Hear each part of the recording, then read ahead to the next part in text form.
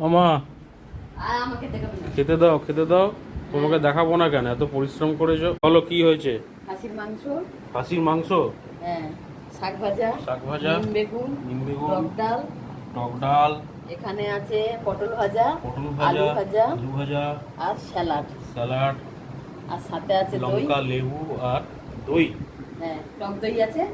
আর আর কিছু করিনি, এই মানে যেটুকু পেরেছি একা হাতে সব কিছু জোগাড় করেছি, বাজার করে আর সব কিছু কি করব, নাহলে আরো মেনু হতো, মাছ ছিল করতাম, সন্ধ্যা হয়ে যাবে তাহলে।